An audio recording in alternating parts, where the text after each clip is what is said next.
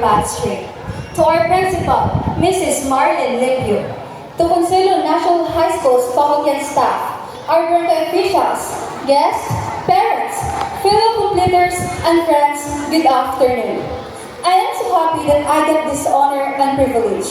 I prayed for this and asked it in the name of the Lord because for me, this is the only way that I can make my parents proud. Way back when I was in elementary, I didn't care about academic validation. I just went to school like a normal student. But my mother always said to me, Day, tarong eskwela ha, ganahan ko makita ni mo maunor, parihang mumon. When I heard this, I was afraid. I had so many what-ifs because I know I'm not smart like my kuya. But one thing about me is, I always try my best. I join contests in school even though I'm not that capable. Simply, I was just trying my best so that I could make my parents proud, especially my mother. But the more I tried and excelled at some, the more my life gravitated towards academic validation. It came to a point that when I couldn't get medals and certificates, I couldn't imagine who I am.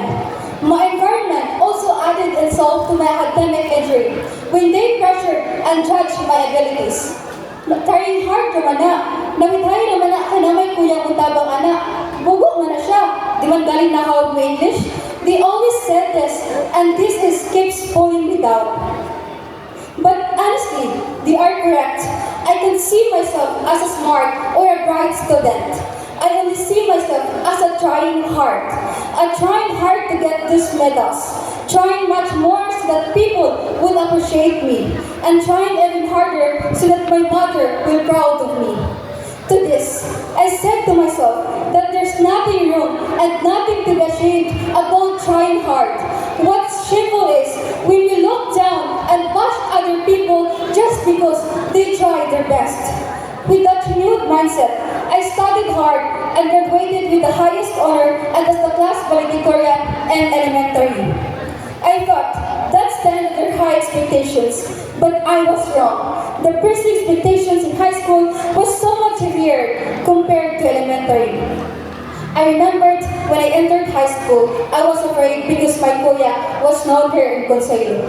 I was uncomfortable that I will disappoint people because I'm not smart as my older brother. Thoughts of defeat and failure haunted me with screaming words like, Mauna maod Desmond, bubo man lagi. And I hated that possibility. I hated that thoughts because I don't want to be compared. That comparison is much like a triple confirmation because I already knew that I'm not like my kuya. And I will never be. Not because I want, but because I can't. And truly, nothing hurts more than the confirmation of my fears turning into a reality. In my high school life, I cried multiple times over my grades. I remembered that I chatted my kuya, Chin, pagtay di ko mama anik mo gamay akong grado, bas hindi na ako maginghay. But my kuya said, ayaw na una na abesh, ayaw i-pressure himself, enjoy ang pagskila, kay kung college na ka, di na ka ka-enjoy. Proud ka kung minimo, bisag dili, ikaw ang top one. His words mean so much to me. So I tried to enjoy my life in high school and not to stress too much in academics. Gradually, with all the anxiety, pressure, and grief, I learned to just trust the Lord because nothing is impossible with Him. I let go of the things that I cannot control. I surrendered all of my problems, both academics and house problems, to my Lord. The fear of not finishing with high honor and not topping the class, I just prayed fervently about it. And look, here I am now.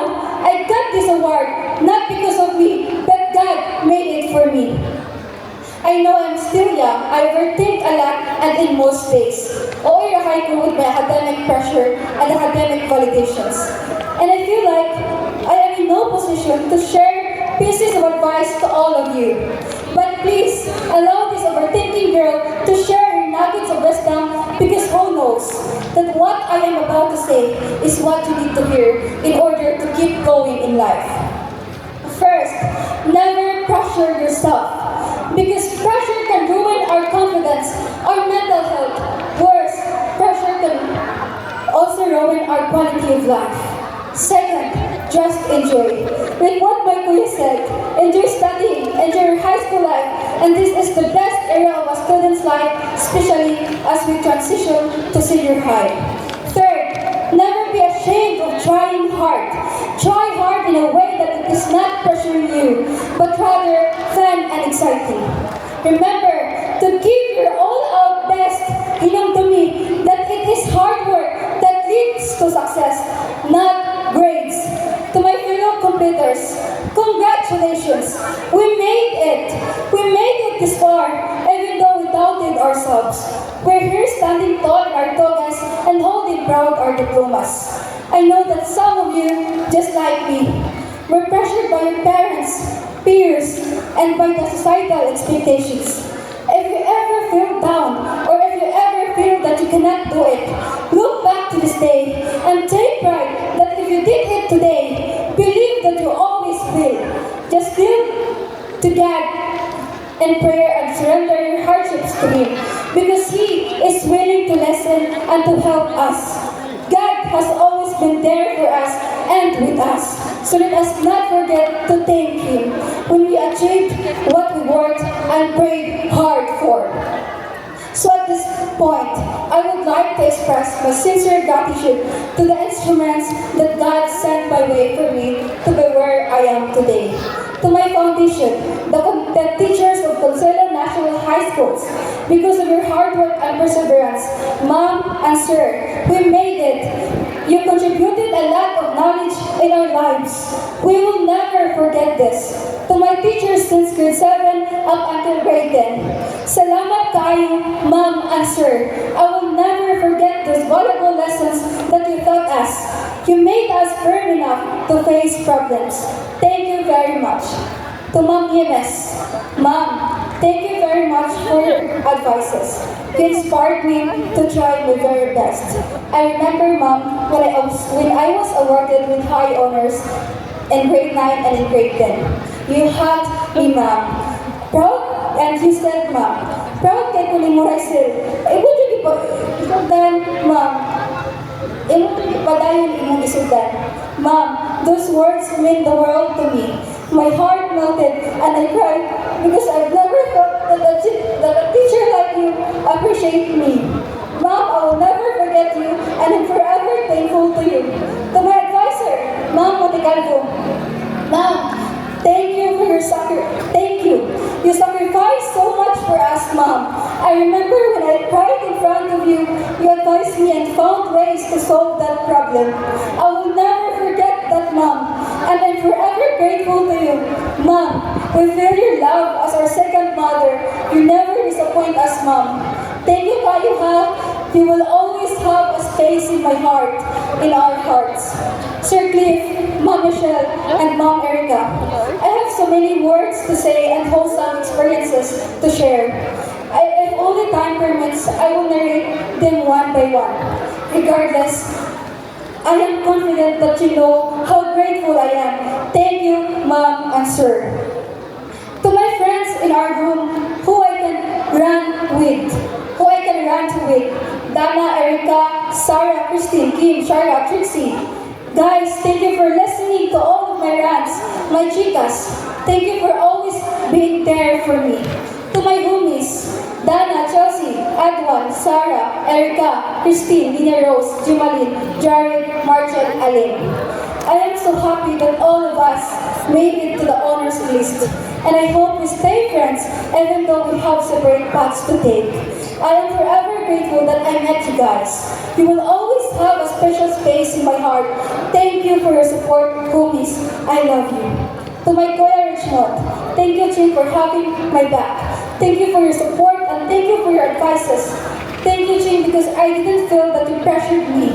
You didn't pressure me to be like you. Instead, you just always said, I-enjoy your pag-skwela, besh. And I understand now because you did not enjoy yours because of the same pressure. Bisa ko sa dili ko nang isin, kumagraan ko. You know that I'm forever grateful to you, Muching. Words can't express how grateful I am to you. You're my inspiration and I hope you're proud of me. To Ate Linilin and Ate Kimberly, Thank you, mga ate. When I ask your help, you're always there for me. To my parents, Ma, Pa, I hope you're proud of me. You're the reasons why I always try my best. You're the reasons why I'm not tired of trying. I hope you're happy that your one and only daughter speaks here in front.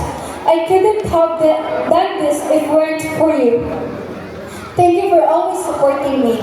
I hope, Ma, you're proud of me because I always tried my best to magligo para malipay ka hindi ka ma-disappoint. I hope I made you proud right now. Ma, thank you sa pag-rap na ko kada adlaw. Kaya usa siya nag-inspire na ako nga mas magtarong pa sa pag-eskwela. Pa, I know you're proud even though you're not here because di jud ka hilig mo pasok since elementary. Uy pa ko said pa, Ray, karon naman na ang grade mo katong musura sa tubangan, parihang mumon. Kung mapariha ka mumon, tagaan ti kag 1K. Because of that pa, I tried my best not for 1K but to make you proud. Ma, Pa, among your 5 children, you already have 2 valedictorians. I hope that makes you truly, genuinely happy. I love you both. Lastly, to you, Lord, my God, you're very kind to me. Even though I have so much lapses, I'm not worth it. But you heard my prayer. Thank you because you gave it to me, Lord. I know that it's not me. It's you, Lord. You made it for me. I couldn't thank you enough. Indeed, malayo pa pero malayo na. The journey ahead is still long and unsure. So let us just try our best, trust, and believe in the plan that God has for us. As Proverbs 3 verse 5 to 6 says, trust in the Lord with all your heart and lean not on your own understanding. In all your ways, submit to Him, and He will make your path straight. Congratulations once again, Batch 2025. I am rooting for your success. Daghang salamat. God bless.